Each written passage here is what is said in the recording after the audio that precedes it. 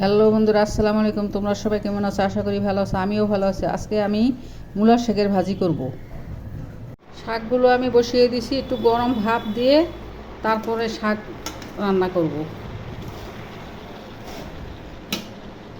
শাকগুলো আমি একটু গরম ভাপ দিয়ে নিয়েছি।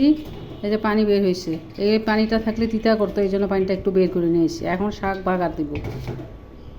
তেল গরম হয়ে গেছে, একটা শুকনো মরিচ দিয়ে দিব, রসুন কুচি দিয়ে দিব। রসুন কুচিটা একটু ভেজে নিব।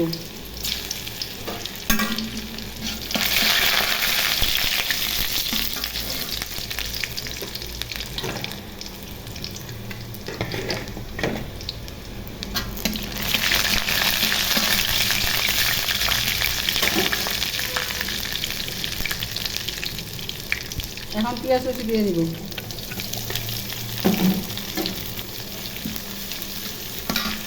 এখন কাঁচামরিচ দিয়ে দিব। নেড়ে চেড়ে শাক ঢেলে দিব।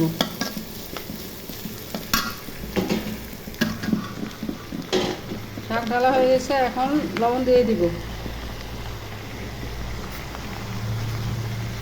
লবণ দিয়ে নেড়ে চেড়ে ঢেকে রাখবো। শাক ঢাকনা উঠিয়ে দেখি, শাকটা আরও 2-4 বার আমি নেড়ে চেড়ে দিয়েছি। প্রায় শাক হয়ে গেছে, পানি শুকিয়ে গেছে। অল্প পানি ছিল, সামান্য পানি, পানিটা শুকিয়ে গেছে। শাক সিদ্ধ হয়ে গেছে।